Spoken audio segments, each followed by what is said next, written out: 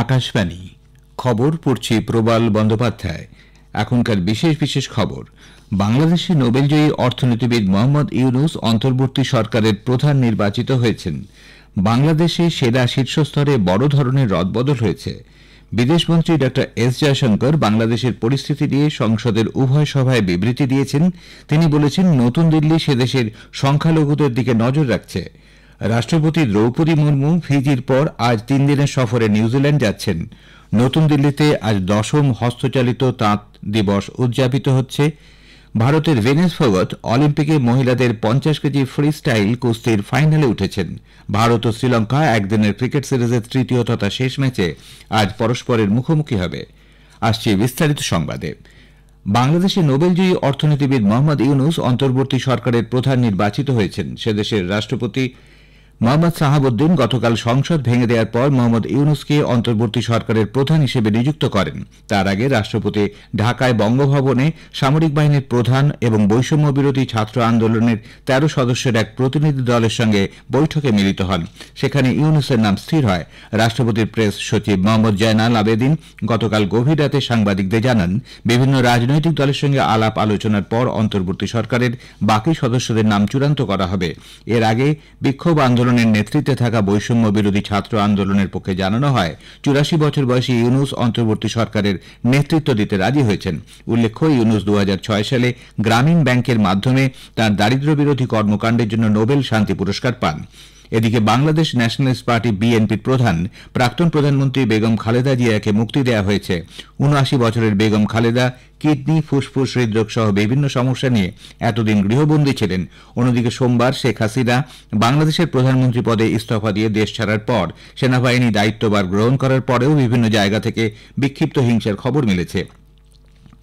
পশ্চিমাঞ্চলীয় যশোর শহরে আওয়ামী লীগের এক নেতার হোটেলে আগুন ধরিয়ে দেওয়া হলে অন্তত 24 জন জীবন্ত অগ্নিদগ্ধ হয়ে প্রাণ হারিয়েছেন।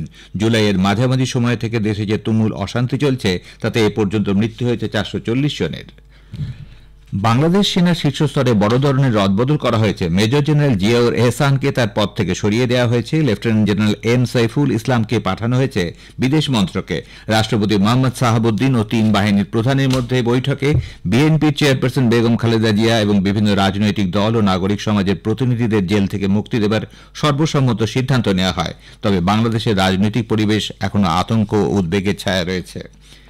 বাংলাদেশের পরিস্থিতি নিয়ে গতকাল সর্বদলীয় বৈঠক করার পর বিদেশমন্ত্রী ড এস জয়শঙ্কর সংসদের উভয় সভায় এ নিয়ে বিবৃতি দেন।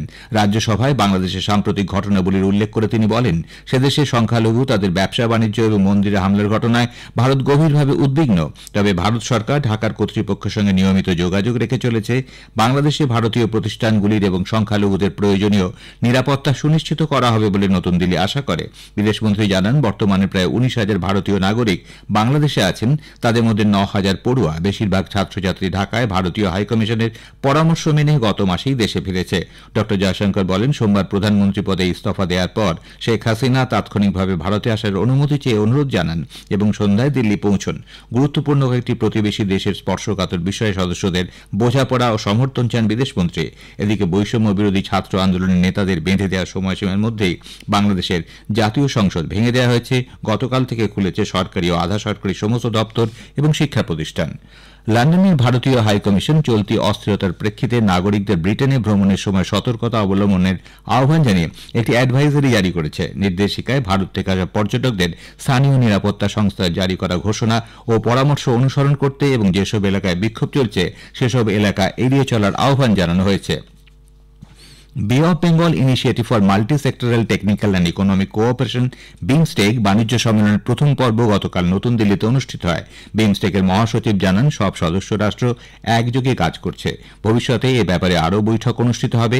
তিনি আশা করেন, প্রথম বিমস্টেক বাণিজ্য সম্মেলন আন্তঃআঞ্চলিক বাণিজ্যের উন্নতি ঘটাবে এবং এই অঞ্চলে আরও বিনিয়োগকে উৎসাহিত করবে। লোকসভায় গতকাল অর্থ বিল 2024 নিয়ে আলোচনা শুরু হয়েছে। আলোচনায় অংশ নিয়ে কংগ্রেসের ডক্টর অমর সিং অভিযোগ করেন, কেন্দ্রীয় বাজেট কেবলমাত্র উচ্চ আয়ের লোকেদের স্বস্তি দিয়েছে, মধ্য ও নিম্ন আয়ের মানুষদের প্রতি কোনো দৃষ্টি দেওয়া হয়নি।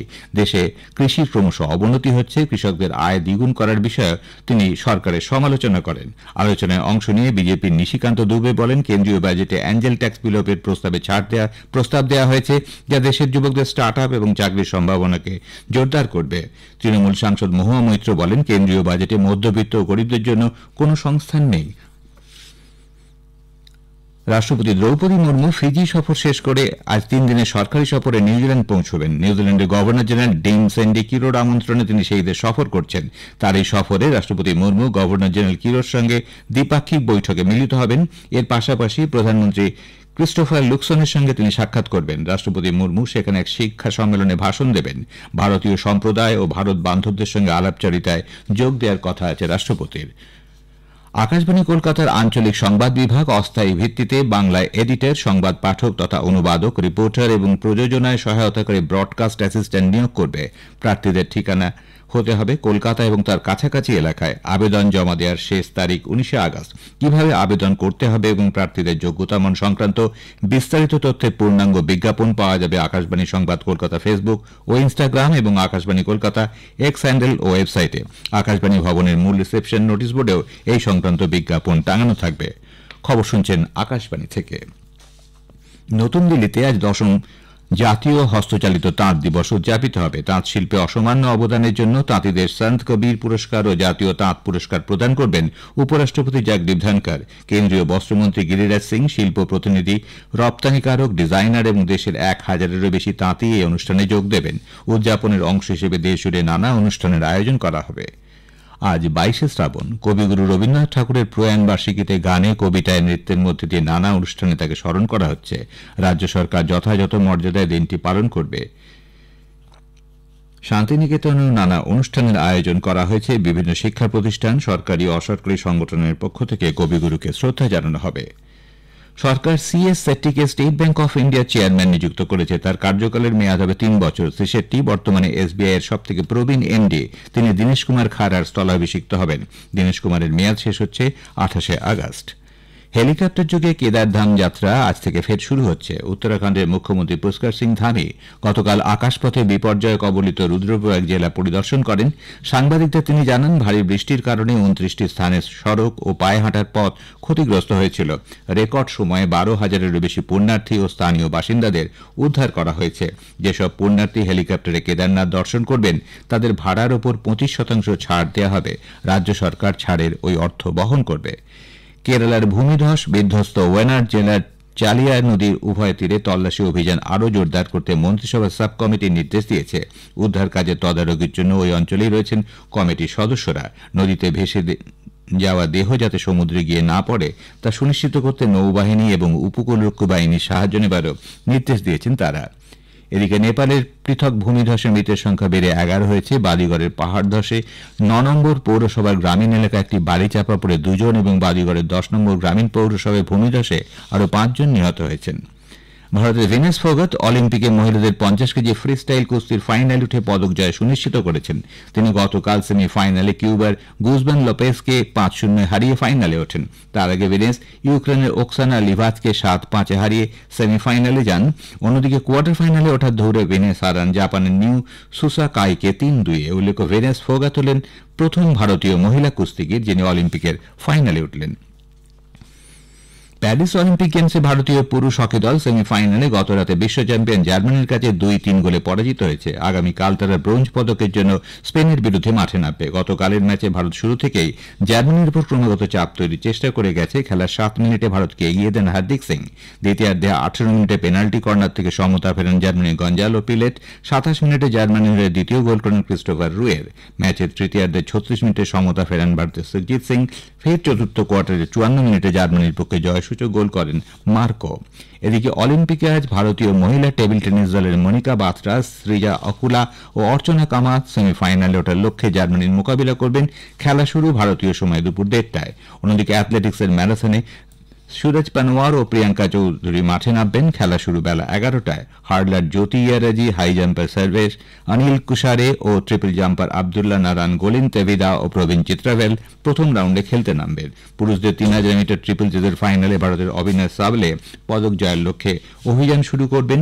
মহিলাদের 49 কেজি ভারোত্তোলনে টোকিও অলিম্পিকে ব্রোঞ্জ জয়ী মীরাভাই চানু পদক জয়ের লক্ষ্যে নামবেন। ভারত ও শ্রীলঙ্কা একদিনের ক্রিকেট সিরিজের তৃতীয় তথা শেষ ম্যাচে আজ পরস্পরের মুখোমুখি হবে। কলম্বোর আর প্রেমদাসা স্টেডিয়ামে খেলা শুরু হবে ভারতীয় সময় দুপুর 2:30টায়। শেষ করার আগে বিশেষ বিশেষ খবরের কিছু অংশ আবার পড়ছি। বাংলাদেশের নোবেলজয়ী অর্থনীতিবিদ মোহাম্মদ ইউনূস অন্তর্বর্তী সরকারের প্রধান নির্বাচিত হয়েছেন। রাষ্ট্রপতি দ্রৌপদী মুর্মু ফিজির পর আজ 3 দিনের সফরে নিউজিল্যান্ড যাচ্ছেন। খবর শেষ হল।